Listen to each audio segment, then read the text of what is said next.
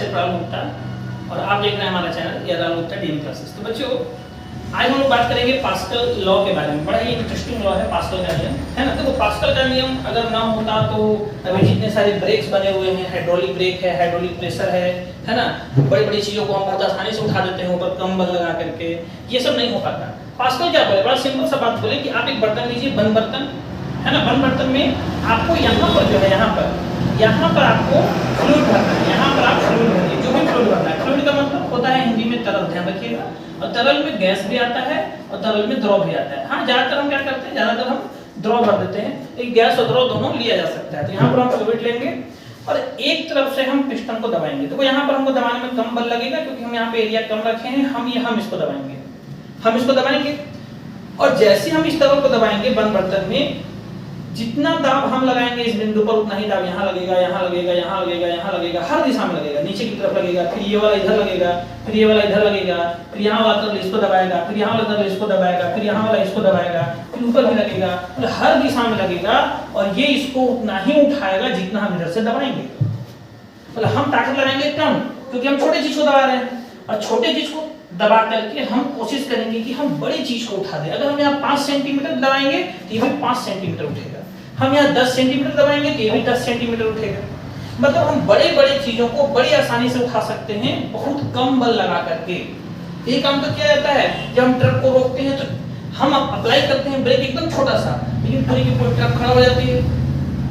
अब सोचो चलती हुई ट्रक बड़ी आसानी से कैसे खड़ी हो जाती है ना। हम किसी भी बड़े वाहन को रोकने के लिए हाइड्रोलिक ब्रेक का प्रयोग करते हैं। तो वही होता है, जहाँ पे ब्रेक होता है वहां से लिक्विड आता है, तो जहाँ पे हम ब्रेक लगाते हैं, हम जिसको दबाते हैं, हम लिक्विड को दबाते हैं, लिक्विड आगे जाकर के उतना ही प्रेशर लगाती है कितने पर, टायर को रुकना पड़ता है कि नहीं। यहाँ पे हाइड्रोलिक लिफ्टिंग की बात की गई है, देख सकते हैं। हम एक तरफ से प्रेशर लगाएं, एक तरफ से हम प्रेशर लगाएं और प्रेशर हर तरफ बढ़ गया, ध्यान रखिएगा, हर तरफ प्रेशर इक्वल अमाउंट में बढ़ जाएगा और ये जा करके ऊपर की तरफ उसको उतना ही उठाएगा जितना हम उधर से दबाए हैं।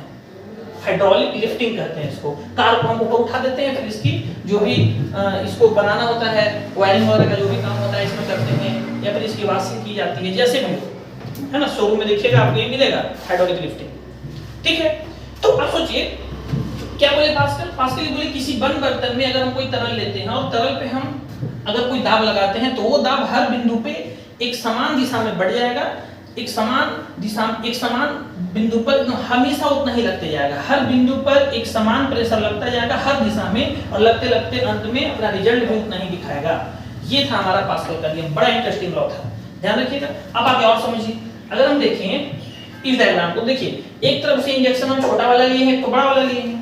छोटे इंजेक्शन में हम लिक्विड भर देंगे, आप घर में कर सकते हैं। यहाँ से एक पाइप लगाया गया, देख सकते हो, यहाँ से एक पाइप लगाया गया है, इस पाइप में हम लिक्विड भर लिए हैं।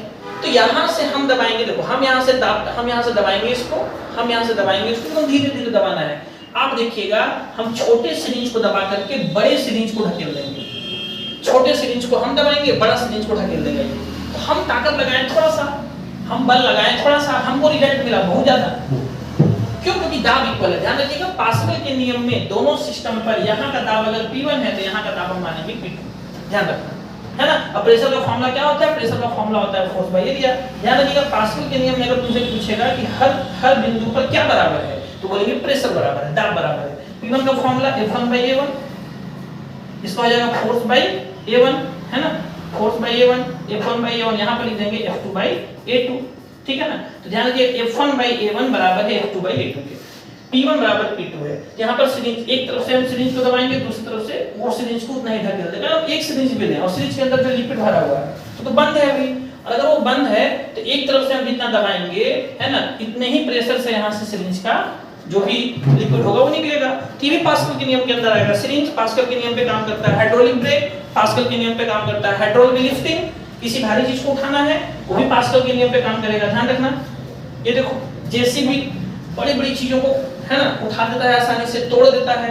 तो हम जो यहाँ पर है, यहाँ जो ड्राइवर होता है वो थोड़ा सा बल लगाता है, बहुत ज्यादा बल थोड़ा लगाता है, यहाँ से थोड़ा सा दाब क्रिएट किया जाता है, बदले में उनको बहुत अधिक दाब मिलता है। तो हम जेसीबी में जो भी बड़े बड़े काम कर पाते हैं वो किसकी मदद से कर पाते हैं, पास्कल के नियम से। यहाँ देखो बहुत हेवी सामान को ऊपर उठाया गया है क्रेन की मदद से। ये क्रेन किस पर काम कर रहा है, ये क्रेन पास्कल के नियम पे काम कर रहा है। हम लोग यहाँ छोटा सा दाब लगाएंगे और वो छोटा सा दाब बड़े दाब में परिवर्तित हो जाएगा।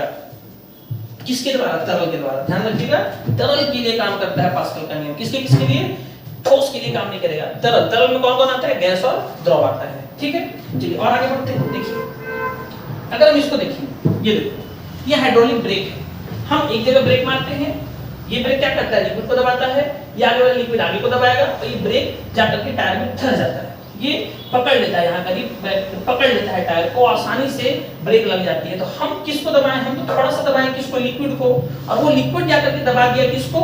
वो दबा दिया जाएगा टायर को, टायर पे दाब लगा दिया वो, है ना। हाइड्रोलिक प्रेशर देखो कार में हम लोग ऐसे ही करते हैं, हम यहाँ से दबाएंगे, वहां से लिक्विड जाएगा, लिक्विड उसको पकड़ेगा, है। तो हाइड्रोलिक प्रेशर में हम जो दाब लगाते हैं वो पास्कल के नियम के द्वारा होता है। चलिए कुछ सवाल कर लेते हैं पास्कल के नियम पे, ध्यान रखिएगा।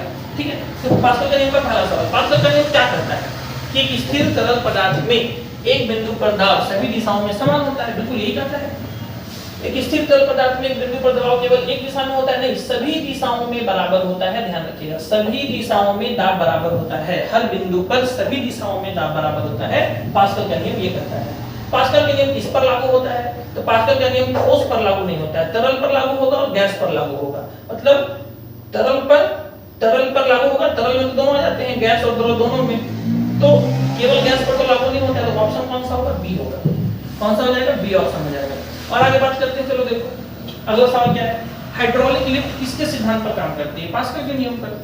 हाइड्रोलिक लिफ्ट, किसी भी भारी चीज को उठाना है तो पास्कल के नियम के द्वारा हम लोग उसको उठा पाते हैं। हाइड्रोलिक ब्रेक भी किसके नियम पर काम करती है? तो पास्कल के नियम पर, है। ध्यान रखिएगा, एक हाइड्रोलिक लिफ्ट में छोटे पिस्टन पर लगाया गया दबाव बड़े पिस्टन पर किस प्रकार से प्रभावित होता है? तो आप जितना दबाव लगाइएगा, जितना दबाव आप छोटे पिस्टन पे लगाइएगा, बड़े पिस्टन पर भी उतना ही दबाव रहेगा ना।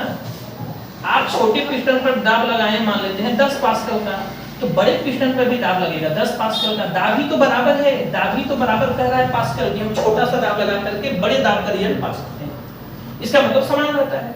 तो पांचवा का आंसर क्या हो जाएगा? समान रहता है। आगे बढ़ते हैं। पास्कल का नियम किस प्रकार के तरल पदार्थ पर लागू होता है? जब वह स्थिर होता है, जब वो स्थिर हो। क्या पानी पर लागू होता है, तेल पर लागू होता है, हवा पर लागू होता है, कि हर प्रकार के तरल पर लागू होता है? तो बिल्कुल तरल का मतलब ही होता है द्रव और गैस, तो डी ऑप्शन हो जाएगा। यदि एक हाइड्रोलिक ब्रेक पर छोटे पिस्टन पर 100 पास्कल का दाब लगाया जाता है तो बड़े पिस्टन पर कितना दाब लगाया जाएगा? फिर से वही सवाल, दाब तो वही तो बोल रहे हैं, दाब बराबर होगा।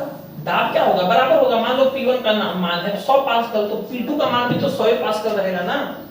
दाब ही तो बराबर होता है। आप जितना दाब लगाइएगा आपको रिजल्ट भी उतना ही दाब का मिलेगा। आप बड़ा काम कर लीजिएगा, है ना। तो दाब तो बराबर होता है, यही तो कहा गया है कि दाब बराबर होता है ना। हम वर्क कर लेंगे, हम बल ज्यादा लगा देंगे, ये हो सकता है, ठीक है ना। तो इसका आंसर, आठवां का आंसर कौन हो जाएगा? बी ऑप्शन हो जाएगा। और आगे बढ़ते हैं। अगला सवाल देखो, यदि एक हाइड्रोलिक ब्रेक पर छोटे पिस्टन पर 100 पास्कल का दाब लगाया जाता है तो बड़े पिस्टन पर दाब कितना होगा? बोल रहा है कि अच्छा ये तो कर लिया ना, छोटे पिस्टन पर 100 पास्कल का दाब लगा तो बड़े पिस्टन पर भी कितना दाब लगेगा? 100 पास्कल का लगेगा। तो हो ही गया। पास्कल का नियम किस प्रकार से द्रव दाब के संचरण का वर्णन करता है? तो एक बिंदु पर दबाव सभी दिशाओं में समान रूप से प्रसारित होता है। बिल्कुल यही हो रहा है कि हर तरफ आप जहां दाब लगाइएगा हर बिंदु पर समान रूप से प्रसारित हो जाएगा वही दाब, हर दिशा में प्रसारित होगा, ये भी ध्यान रखना, हर दिशा में जाएगा। तो ये ऑप्शन होगा। यदि एक हाइड्रोलिक प्रेस में छोटे पिस्टन का क्षेत्रफल 10 सेंटीमीटर स्क्वायर है, जो छोटा पिस्टन है, और मान लेते हैं इधर से हम लिक्विड को दबाएं, ठीक है, और इधर से मान लो लिक्विड बड़ा लिक्विड, ये मान लो बड़ा पिस्टन, यहाँ पर मान लो बड़ा पिस्टन, ठीक है। तो छोटा पिस्टन पर हम जो यहाँ पर दाब लगाएं, यहाँ का क्षेत्रफल दिया हुआ है, सॉरी यहाँ का क्षेत्रफल दिया हुआ है, क्षेत्रफल A1 मान लेते हैं 10 सेंटीमीटर स्क्वायर, ठीक है।